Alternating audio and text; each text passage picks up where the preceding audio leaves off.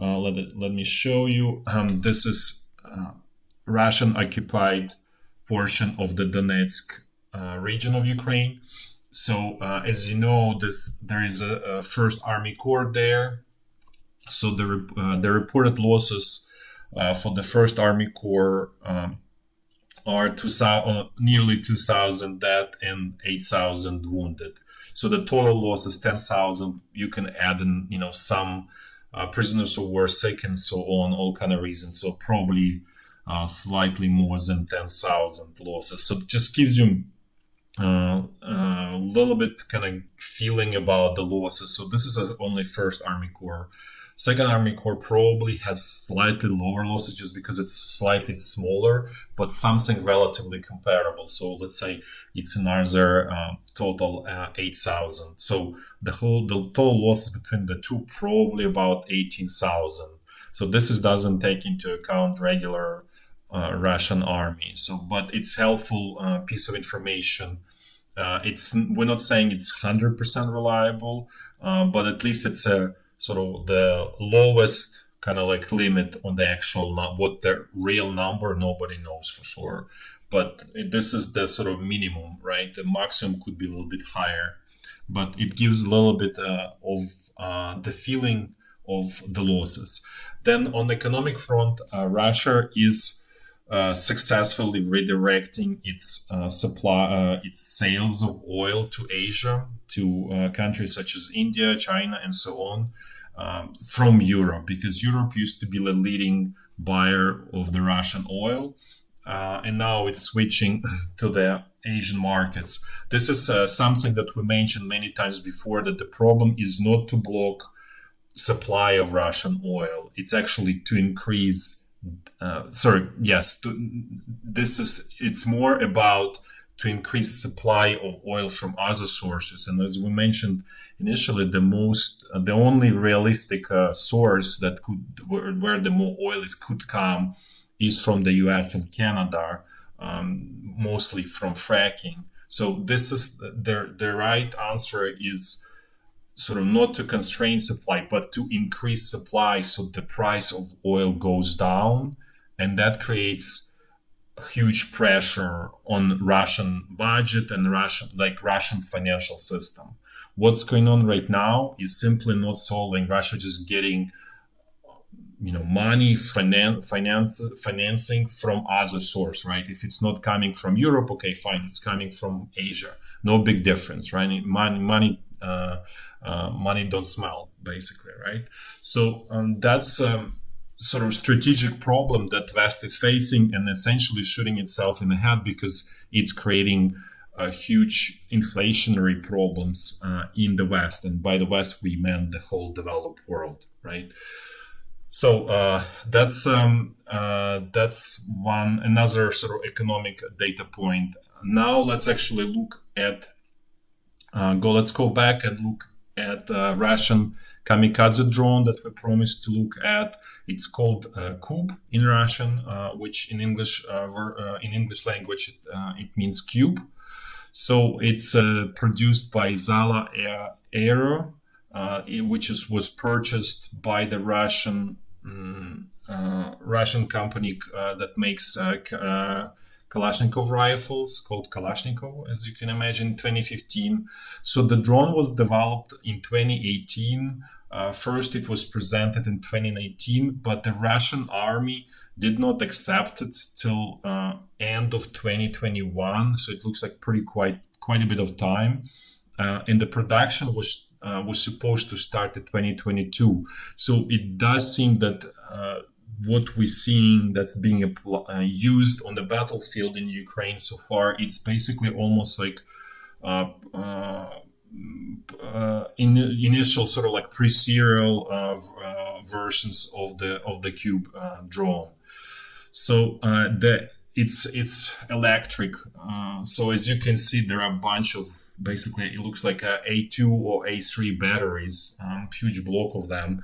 So what this really means, and it's obviously, let's say, inferior to the gasoline ones, because this severely limits their ability to be used in the cold weather. So something that's about below -15, below -20 really creates problems for the electrically powered anything. For basically the problem is that batteries lose charge pretty quickly in those conditions. So basically, and under certain conditions it can become unusable.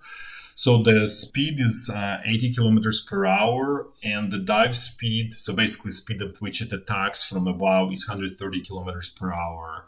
The flight duration is 30 minutes, which is kind of like, okay, giving the whole, that it's not big in the first place, right? And it's just like basically powered by A2 or A3 batteries.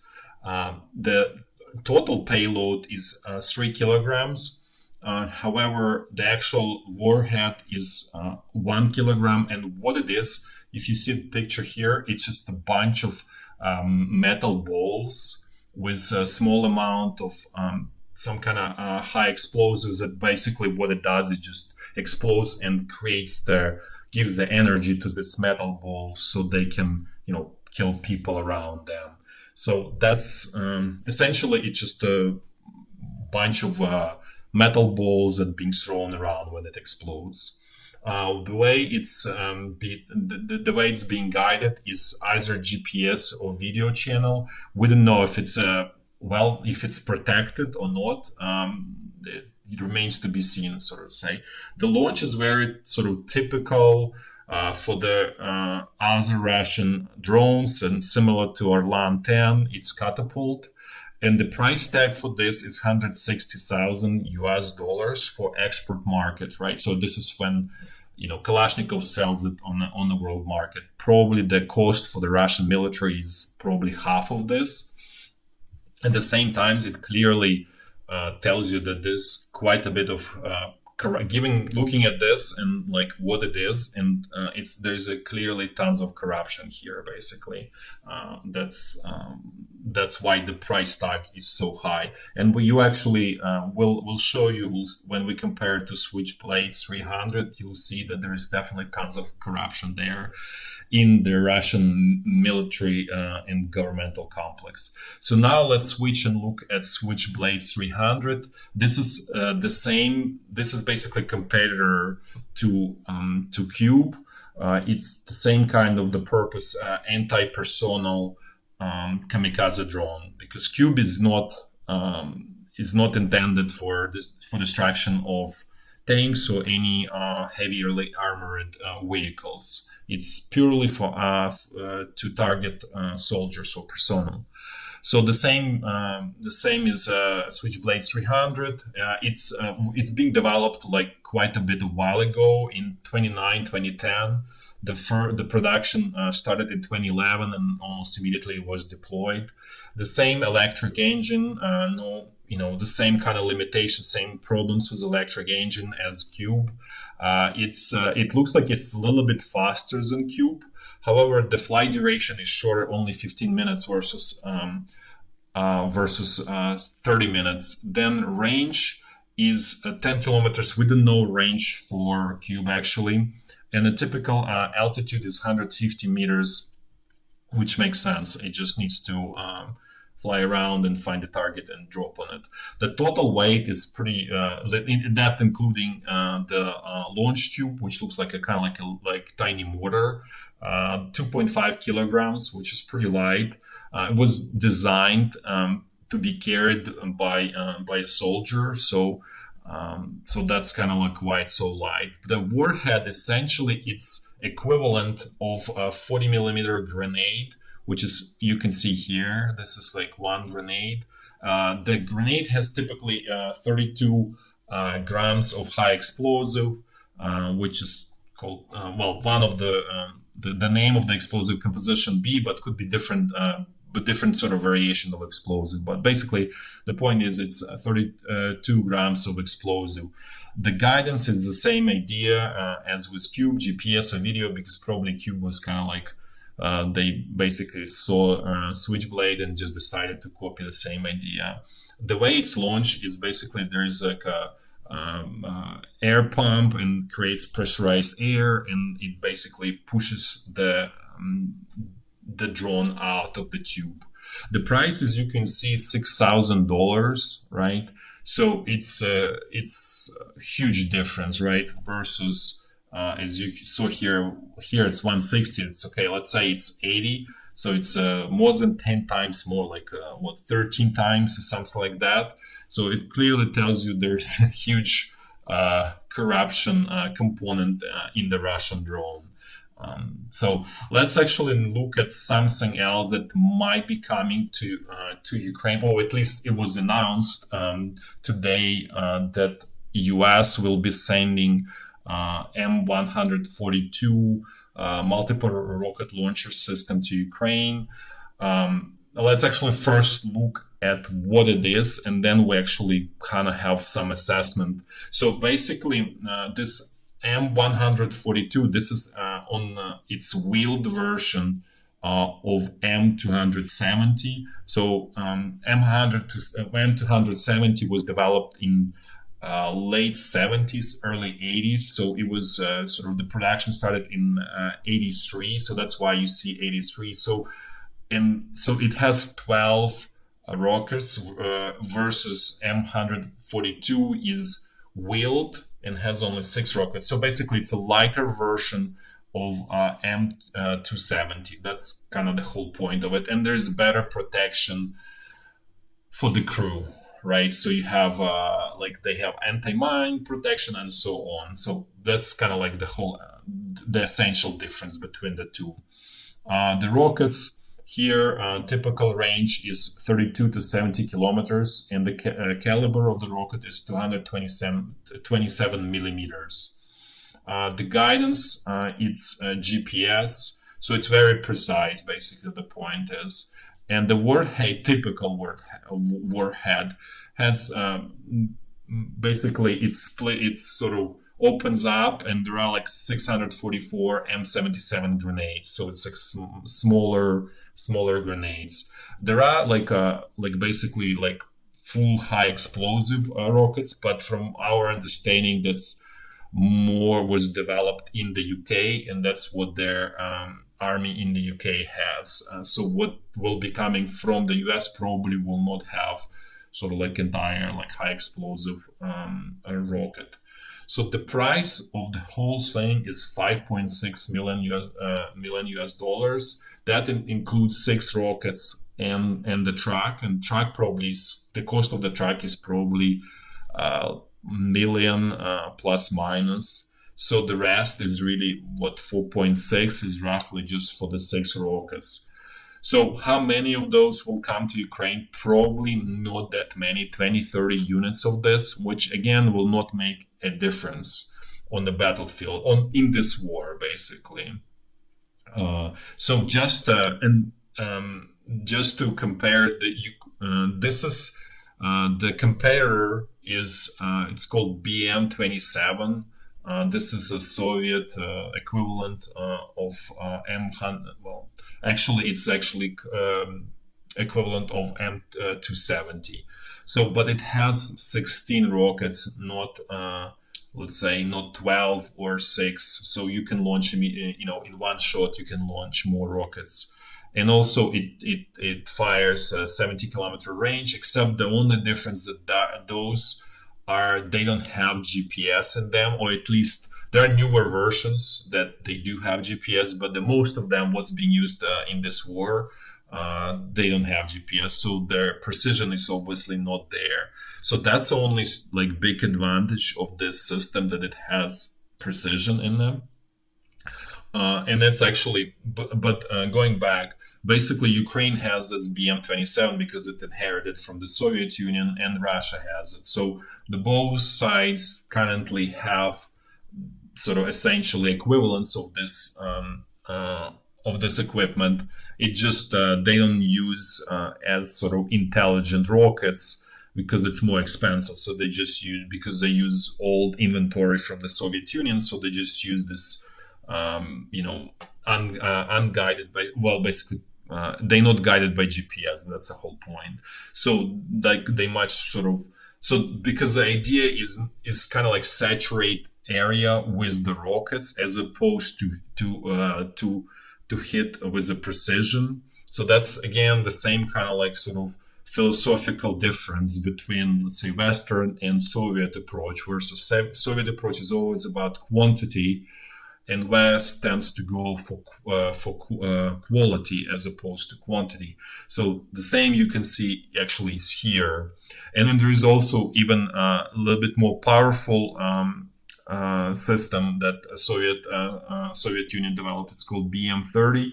So it has more powerful rockets. It's 300 millimeter in diameter, and there are 12 of them, and they shoot 90 kilometers. Both Ukraine and Russia has them, and they both use those rockets. So the only sort of variation or difference is that there is option also to have a single tactical rocket, as you can see here. And that rocket, there are two variations of those. One can fly 300 kilometers, the other one can fly 500 kilometers. And then Ukraine currently does not have long-range tactical rockets. They have Tochka-U, which flies about 120 kilometers. So basically, this rocket is much more advanced option of Tochka-U, which what Ukraine has right now. And I guess we don't think Ukraine will get these rockets because there is a big caution in the US and in the West in general that Ukraine may hit targets in Russia that will provoke like further escalation of this war. So we don't think Ukraine will get those. So basically what this really, let's actually go back and kind of a little bit sort of look at the history and the whole kind of idea behind these weapons and how they came in the US, because basically, and we go back to the philosophy. So the philosophy in the US Army and in Europe was, hitting with precision, right? So this was starting from actually World War II. So and for that reason, U.S. Army actually opted mostly for artillery. They actually did not have until this M270. Essentially, U.S. Army did not have multiple rocket launching systems. So it's only in like mid 70s that U.S. Army decided to kind of have some counter for their Soviet multiple rocket launching system.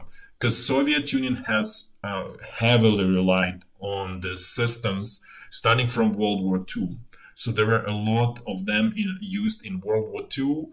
And then again, as I said, Soviet Union continued developing them. So there is a lot of them, different types. And as you see here, BM-27, BM-30, there is BM-21, which is more short range, more simpler. It has like 40 rockets, and they 120 millimeters.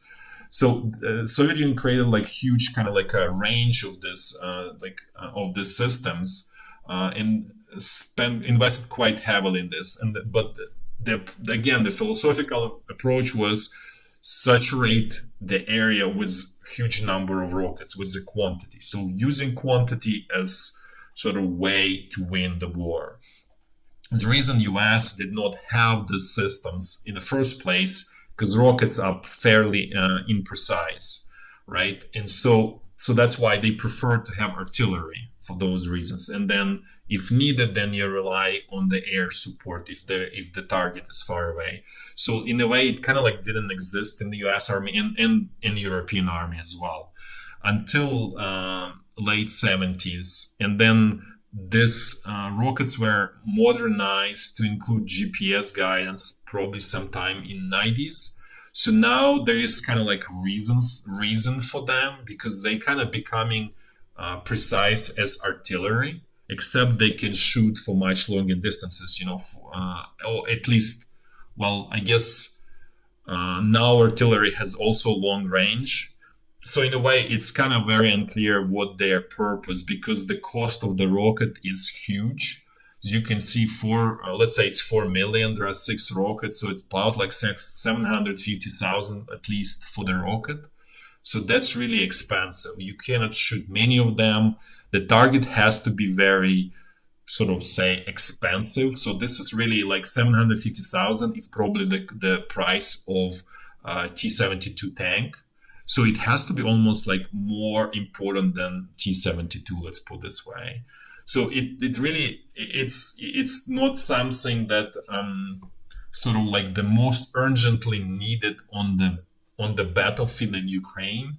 Let's say another 500 of M777 howitzers would do much more than let's say 20 of this. So overall, but it's probably presented as something sort of like a wonder weapon in Ukraine. It's sort of like from a propaganda perspective. But if you look under the hood, while it's obviously great to have them and it's increasing defensive potential of Ukraine, it's really not solving Ukrainian problem with heavy weapons and what is really truly needed on the battlefield. So, okay, after all of these weapons discussions, let's finally go to the actual battlefield and the front line. We're going to do as always in a clockwise fashion. We're going to start from the very north, just to repeat the same, that there is artillery ping pong, and mostly it's Russian side is claiming that Ukrainian side is shooting at the sort of civilian villages and so on, which it doesn't make sense to us because you would be really, if let's say we Ukrainian side, like you would never shell civilian sort of targets because it obviously for propaganda reasons it's creating for you really bad image and you're not achieving anything like military wise. So we think that there is probably something going on staged, sort of like Manila accidents. That for those who don't know, this was a reason for the Soviet Union to attack Finland when they actually had a special. It was at that time NKVD, which is like AGB unit that was basically staging and shooting its own territory to sort of to claim that the Finland was shooting at Soviet population basically. So this is kind of something similar to that going on. This is not to say that yes, Ukraine does attack some military targets or logistical targets, or it had in the past in Belgorod. We believe at that time was Belgorod region, which is here, and then I think there was something in Kursk region. So this did happen, but there's definitely not shooting at sort of just pure like villages. There's no point in that. But anyway, so this ping pong is still going on as we discussed. This is their sort of like potential opportunity for Russia to declare full mobilization inside of the country and declare war, formal war on Ukraine that Russian side is keeping in their back pocket. Now let's actually look what's going on here near Kharkiv. So let's look. Again, the front line is essentially stable. There is like low intensity fighting, so like at level of squad and company. Then there were US and UK volunteers spotted fighting in this area here. This is actually, so just so people don't complain, this is public information. We're not providing anything sort of private or anything that's not supposed to be disclosed. This is in public. They're fighting in this area right now. So they successfully shot I think BTR or BMP. I don't remember exactly what it was, but basically they're fighting there. So that's what's going on here. Nothing really major. The whole point of Russian side is to kind of keep some kind of buffer. We don't think that buffer really helps them much, but they somehow, probably for propaganda purposes, they decide they feel better when there is that buffer there. Now let's actually look. Let's go south. Let's look at Izum and Liman bridgehead. So here, situation is essentially on Izum bridgehead. Situation is stable, and now it makes sense because some of these battle-worn units that were forming basically those battle groups or consolidating units were pulled to Popasna area. So for that's why this area is more or less sort of kind of like quiet right now. Then essentially Russian troops destroyed Ukrainian bridgehead around town Liman. So that's why we crossed it. It's not completely destroyed, but basically Ukrainian army is a slow retreat mode from there. In probably a day or two, it will be completely gone. There's still small bridgehead around town Svetohirsk, so we're just gonna call in the future Svetohirsk bridgehead. So let's actually look in detail. So again, situation is stable and the same on the Zoom bridgehead. No essential changes here. So let's look at this Liman bridgehead. So Russian troops fully captured town of Liman. Ukrainian troops are retreating. Based on our information, they are somewhere around this village Stary Karavan. And our understanding, they will be basically retreating on the other side of the river, on the western side, and essentially trying to create defensive position here. So this will be gone, and then we're saying then the Russian side, whatever the troops here, they will move them here to finally clean up this smaller bridgehead around town Svetohirsk. So this is also the days. Then the days of this bridgehead are numbered basically. So, but as we said, we don't think it's anything critical. Nothing truly that's gonna change tremendously Ukrainian situation for wars here. Let's actually look at their key area around Severodonetsk and Popasna. That's where really to extend the fate of this war, or at least of this phase, is being decided right now. So the northern part here is quiet. And so basically what happened is whatever their like armored or tank units that were attacking here, if you remember, there was a bridgehead near Bilohorivka, was successfully destroyed by Ukrainian army.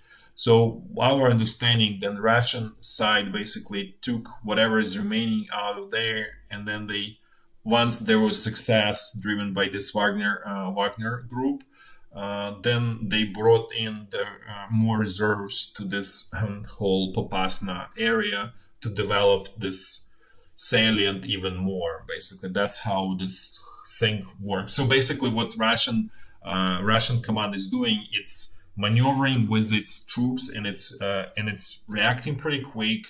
And as you can see, it's pretty intelligent sort of use of the limited resources, because there is no, they did not get more resources. So this is basically they playing with the same kind of cards, but they using them more wisely, more efficiently, right? So this is the whole point here, that they don't have numerical superiority in terms of number of soldiers. This is more clever use of resources, like faster, moving them around and concentrating them in the key areas where they would like to achieve breakthrough, right? So that's what really was what's happening here. So at this point, situation here is stabilized. We don't know for how long. It doesn't mean that there's no fighting. There's a very heavy fighting. There's, as we discussed, up to 500 Ukrainian soldiers are lost every day. That we mentioned about up to 100 dead, another 400 wounded, plus between 300 to 400 between wounded, prisoners of war, all kind of reasons, right? So up to 500, just very ballparking number. So Ukraine loses heavily here. Russian side is losing as well, but we don't think that losses are as heavily, because here Russian side is heavily relying on heavy weapons and heavy equipment, artillery. Especially as we discussed that that link between Arlan 10 and Russian artillery really shows its strengths. Even like among Ukrainian troops, a lot of people now are talking about this, that this is a big problem. It really works very efficiently.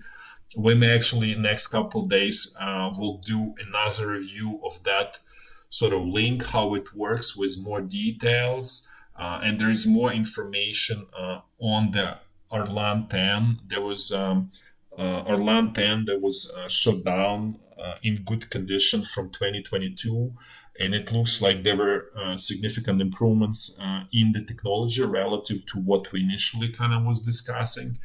So we'll try to kind of review that situation again, because it seems like it's a sort of competitive advantage of the Russian army that it's fully using so far in this war.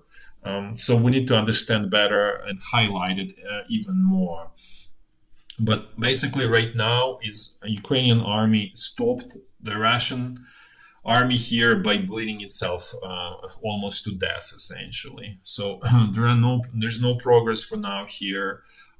Then there is Russian troops still trying to squeeze Ukrainian troops out of Severodonetsk. They managed to kind of like gain a small foothold here in town, and they slowly so they expanded it a little bit more today. We'll probably for tomorrow we'll bring actually a more detailed map of Severodonetsk, so we kind of see the progress and can track what's going on here. But essentially, they slowly building their foothold in the town itself. In terms of Ukraine supply of Ukrainian logistics of Ukrainian troops in town, it's super difficult, as we mentioned before. The one key bridge here, Pavlograd Bridge, was destroyed by Russian artillery about a week or probably 5 days ago. So, and the second bridge is severely damaged by Russian artillery. So basically, you cannot bring any heavy weapons in the town. So it's essentially fighting of light artillery, which is kind of okay as long as you have good coordination, because this western bank is high above their eastern bank, so you have very good visibility, and then you have ability to correct artillery fire easily.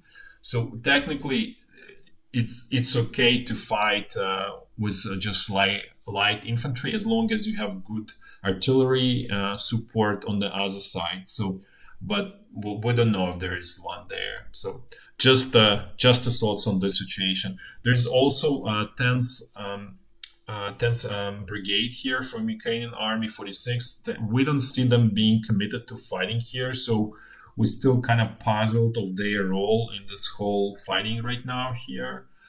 Very unclear situation with those. Let's actually look a little bit, kind of move slightly towards south. Oh, this is actually, we wanted to mention about this Terminator sort of tank or support vehicle. That's based on T-72 tank. We discussed this also about a week ago. We kind of looked at them. That this is something that it's not even clear what their tactical use. So as you can see here, this is from this basically this is from this area around here, around Bilohorivka and Vasilievka, so around this area basically. So this the way so far the Russian army is using them is basically as a support vehicle for tanks.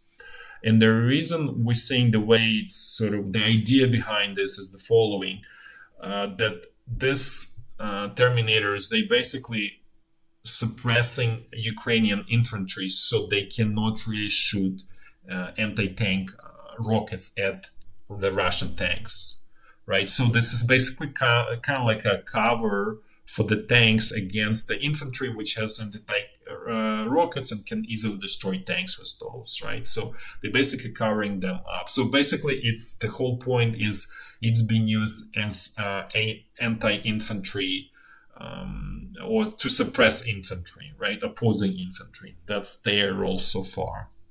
So let's this is kind of like another look at the situation near Popasna using OpenStreetMaps, because they a little bit better in some ways. They show roads better, railroads, and just generally it looks a little bit better.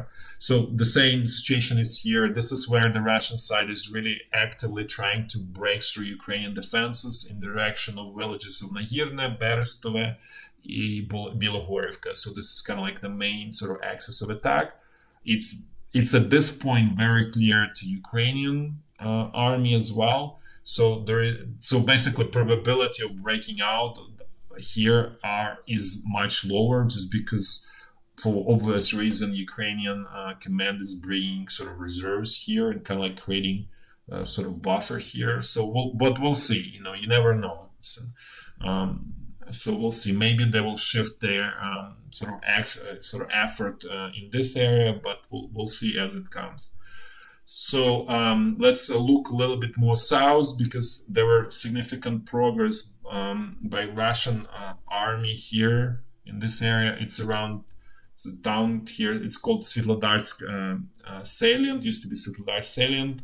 We don't even know how to call this whole area properly, but basically this whole large area was conquered by Russian troops, really thanks to Wagner mercenaries, which they would be in very clever tactics that they used.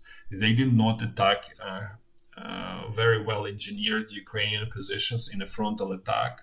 They actually managed to attack them from the flank and from the rear, and create, even more so than that, they actually created a situation of potential encirclement of Ukrainian troops here on Svetlodarsk salient, and that really forced withdrawal of Ukrainian troops to the north.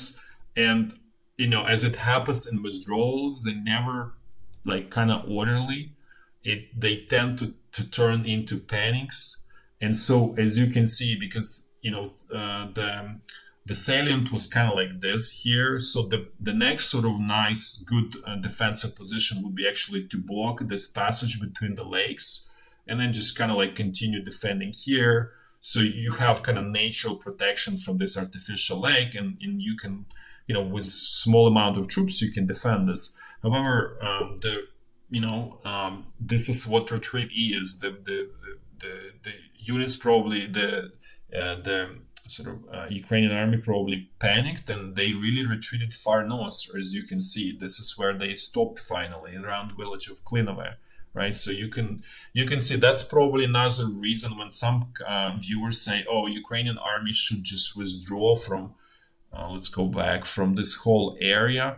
We're saying there is high probability that it will turn into similar disorderly retreat, which also means that all heavy weapons will be lost, and there will be also heavy losses in human losses, right? So like soldiers, there will be a lot of prisoners of war and so on. And then also what is even worse is that, you may stop only like around here finally, right? Which would be huge loss overall. And like it will be just, it can turn, basically the retreat can turn into disaster very easily, basically. It's not easy military maneuver. It's only very like well-trained armies can do it in a good fashion. So for that reason, I think that's another reason why Ukrainian army is trying not to do that. It might be forced to do that, but they try to resist that as much as they can.